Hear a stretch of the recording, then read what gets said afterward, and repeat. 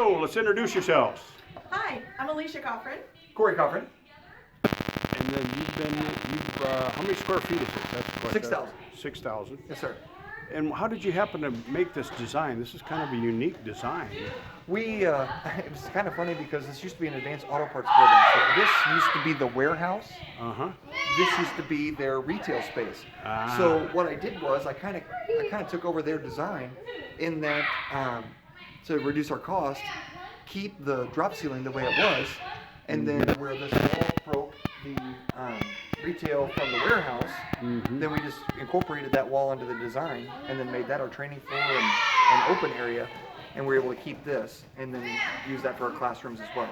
Terrific. Now you're with the ATA, so Yes, you're sir. running their programs, correct? And then you're also with MASS? Yes. With your after-school summer camp? Martial Arts Success Team. Yes. Yes. Cool, very good. So we have one big space and two smaller spaces if we need it. So martial arts on one side, Oh yeah. after school and summer Let's on go the take other. a look at your, Go ahead, sweetie. you talking to her or me? So So we'll this take a look is at our our- after. A lot of those colors during our travels with Reid on the road. Those are mask colors, yes sir. And our wonderful little ninja, we call him Nigel the Ninja. Yeah. The way Thank you you. guys have put this wall with a couple the hallway on kind of the outside. That's the way everybody's heading. And then you step into the floor area. Real nice house finish.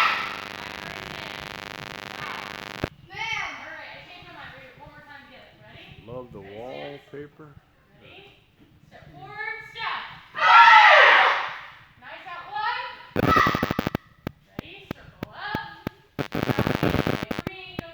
And here, activities out on the floor. So it's gonna. We also actually have a few PTO organizations, Boy Scouts and Girl Scouts that are Want wanting to use the facility as well. to do something for the community where they have a place they can use. Yes, sir. Nice.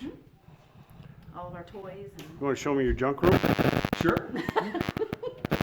we actually it's Don't not- judge. Yeah. Keep as much clutter as gone as possible. Keep in mind we just moved, so some of the stuff isn't unpacked yet. But most karate schools would drool to have a nice big room like this for all their I their designed clutter. this in there on purpose. I had to have it. We did, actually, Well, this is slick. This is really neat.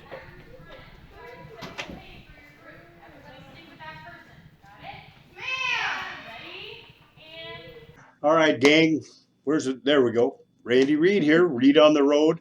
Why don't you introduce yourself, folks? Corey Coffrin. Alicia Coffrin. Now we're here in Bloomington, Illinois. Yes, sir. You guys are in your new school.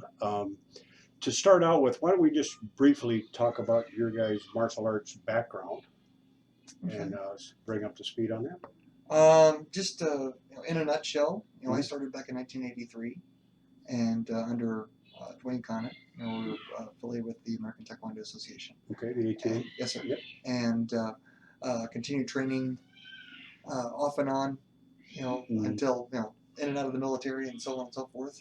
And so continued training till today. So it's been 37 years. And you were a police officer for a number of years, Yes. right? Yes, sir. How many years did you do that? If you count my MP time, 24.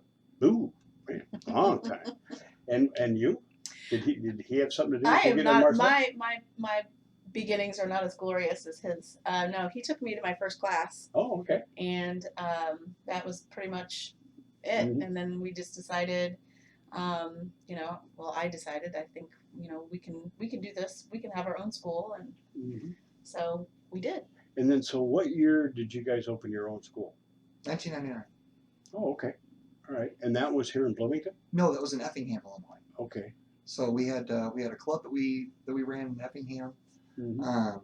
and then we sold that one when I got a job for Secretary of State Police. Moved to Chicago, and we were there for a little over a year, and then we came back and then we opened our first commercial school in Mattoon, Illinois, and ran that for a number of years. And then when I actually ended up having an injury where I blew my shoulder out at work, and so I was off work for 6 months.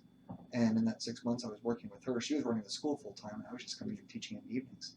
And after I blew my shoulder out, I had a chance to work with her for 6 months doing the school full time, and decided that was more my passion than being a cop anymore. And so then the rest is history. Barefoot and not get shot at. That's a big upgrade there. Yeah, we'll take it. Let's see which one is best there. So, you guys are part of the ATA, so you're following their programs, their classes and that sort of stuff. Yes, And their national deal. So you guys opened up here. What made you decide to come to Bloomington? How'd you happen to pick this area? There were a number of choices. Number one, I had to be available work-wise because I've transferred within my job. So it had to be an area that was still available. working full time. Not anymore. No, I retired in 2012. No, but when you came to Bloomington. Yes. Okay. Yeah. We moved here in 2008. I continued working here for the first 4 years we were open, and then retired in 2012. Okay. But so number one, the area had to be available, and then we had certain demographics we wanted to make sure we could meet. Right. And so we wanted to be able to support ourselves, which is why we had to move in the first place. The city we were living in before was only a town of about 30,000. We weren't 100% sure that we could support our entire family on that. Right. So we wanted to get to a place where bigger and have a bigger draw. How big is Bloomington? Total metro area is a little over 200,000. Oh, really? Yes, sir. Wow, that's a good size. I didn't realize it was that big. So, for the heck of it, let's discuss man and wife running a martial arts school together. Do we need to pause the camera here? See if this is okay. I've seen it. I've been at this for quite a while. I've seen it where it's worked very well, and I've seen it where it's blown up tremendously. What's been your experience, you guys working together? We've been at both ends of the spectrum. Yeah. Literally. Right. To the point where we were actually married and divorced. Right. So we were married, all the way through 2013, right? It was a year after I retired. I think that was part of it. We went from me being part-time to me being full-time, and I think the change in the scope of duties, right? Happened, and I think that caused a lot of friction, Sure. And until we were able to define those rules, it was never a lack of love for each other. It was just we just neither of us felt like we had a space, right? I didn't know that about you guys. Yeah. So we got remarried, and I take that back. We weren't apart long, but we got remarried in 2016. Yeah. So my stepfather had done that, had married the same woman twice. So my question was always, do you take this woman again? Or do you just say that one? You just say it or like before, once before, or something like that? Well, that's neat. So you guys really have been on both ends of the spectrum. Any advice for couples working together? Define your roles. Yeah. Absolutely sit down and define your roles. The biggest mistake that I made in business, the very first school that we bought, commercial school, it was a friend of mine, and we went to write down the details, and he said, no, it's a gentleman's agreement, handshake will do it, that's the end. And it fell, of course, everything fell apart if the handshake agreements don't work. Right. And I think that the lesson that I learned there, I should have incorporated into every business dealing I ever had, which is if all of the expectations are written out clearly, and you both came together and both agreed how this was going to work, then nobody's got an argument as far as how it does work. Right. And so if anybody that was thinking about going from either part-time to full-time, or their spouse was going to join them or anything like that, I would certainly say before you ever get started, sit down and draw everything out. What's that full-time, both of you together, what's that going to look like? What are your job duties? Define them. It's always open for renegotiation later, Sure. but you clearly define what your job duties are, so you're not stepping on each other's toes. Right, and you have some clarity then too. Yes, sir. The term they use sometimes in business is an operating agreement, and I've fallen into the same thing. And and it always comes back to bite you. And they said when you do the operating agreement, write it up like you're closing the company or breaking up that day, because it's better to break up or close it up with somebody you like, because you still like each other. Don't wait till the battle's on and then you try to figure it out. That's always a big challenge that way. So that's some great advice, and you're absolutely right. And especially with friends, we've known each other our whole lives, and then next thing you know, there's some misunderstanding. It's usually that type of thing of somebody's working more than they thought they should, or money, and You bring money into it, and then that just pours gas on things.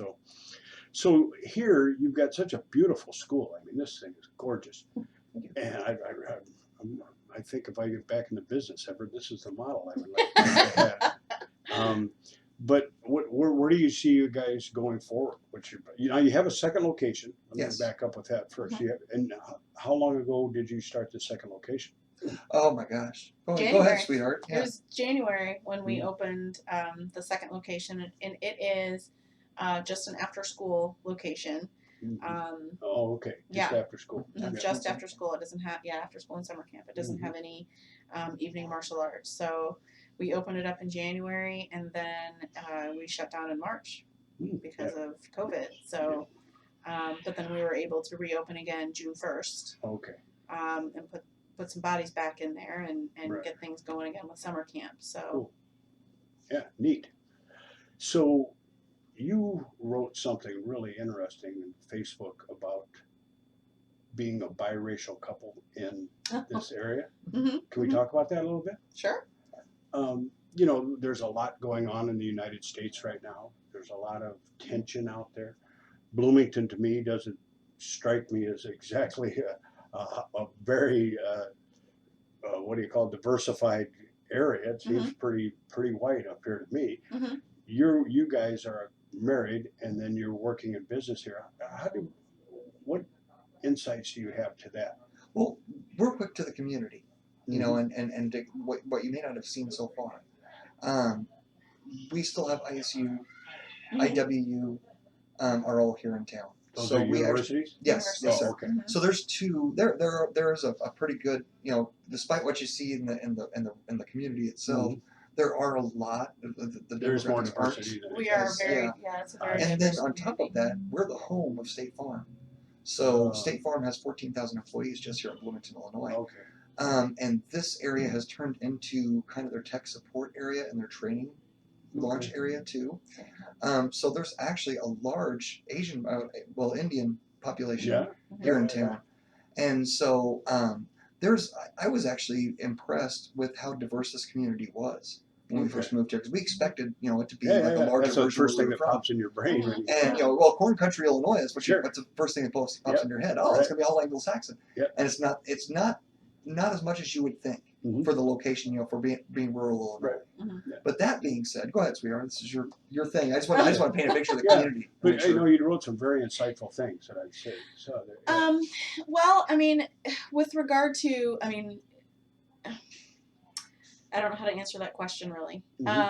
It's always, I'm a biracial person myself, and then we're in an interracial relationship, marriage, family. So it's always something that is always the first thing I look for or look at when I take on a new adventure or go into a room with a group of people. You always, and I guess I shouldn't say always, but in my mind, it's the first thing I see or the first thing I look for are other people like me. Just like when I would go shopping, you know, with my mom when I was a little girl, and I would look at dolls and I would look for a face that looked like mine. Yeah, right, sure. So our industry as a whole is male dominated. Sure. So the Not first thing I not see, as much as it not used as to much be. anymore. They're coming for it. You're absolutely right. Yeah. But I mean, that's typically the first thing I look for or look at when I walk into a room of other martial artists. How many women are in the room? Sure. And then the second thing I look for is, you know, diversity. Sure. You know, yes, my face is usually one that sticks out quite often, not because I'm a woman, but also because I'm a woman of color. Sure. But I don't let that define who I am or you know, define my goals or, you know, let it be a motivating factor really in terms of being successful or, you know, whatever it is my mission is, I guess. Sure. But I, you know, with all the craziness in the world going on right now, and we've had this conversation several times, you know, if you look for something, you're gonna find it regardless. Good point. Whether it's a good thing or whether it's a not so good thing. Right. If you look for it, you're gonna find it. If you look for somebody that's gonna, you know, treat you a certain way or look at you a certain way, yes, you're going to find that person. Right. Right. You know, you might have to look a little bit harder, you know, or not so hard. It just depends. Sure. But if you're not looking for something, then, you know, you just go into a room and you just, you know, develop relationships and meet people and have a good time, or, you know, make an impact on somebody, not because of, you know. Well, I come out of the cornfields of Iowa, you know, and when I went to California, we were in a 100% white town when it was highly segregated in Southern California.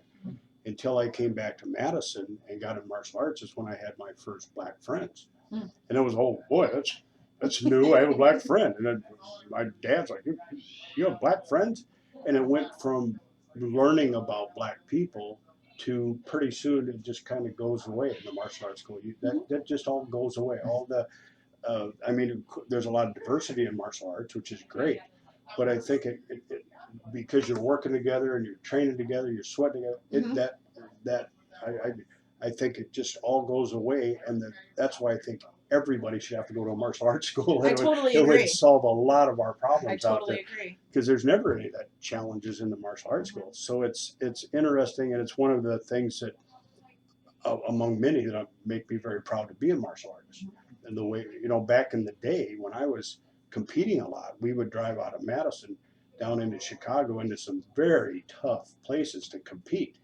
And man, it was on. It was on in the ring. It was on up in the bleachers. And then we'd all hit the tavern and have a bunch of beers together, laugh, and we'd go right back up. And it was just terrific, and it was eye-opening, and it was good. It was good. And that's one of the things that as martial artists we can be proud of. Yeah. So where do you guys see the future? What's up for you're not going to get divorced and married for a third time. No, I can see that. I think we were talking about we have a 10-year range right now. You know, we're looking at possibly expanding again. You know, and you know, maybe moving, maybe not necessarily with the martial arts end of it, but continuing with the after school and summer camp. Yeah. It seems to be a business that business is a lot easier to duplicate. Right. As opposed to martial arts, where you have to have another one of you. Yep. You know, or train somebody to be another you. Sure. You know. Yeah. Where this, you can look for somebody with the job traits. Well, and you got Dwayne and Lauren behind you with masks. I mean, I tell people, if you can't get it with them, then you should probably do something else, because they're the best at the business, and he works so hard for his people. So, well, this is fantastic. I sure appreciate the tour of the school, your guys' time. I'm looking forward to seeing you on an island maybe in February at Costalks. That would be awesome. And thank you, dear. You are so very welcome. Sir. Good. And the thing didn't.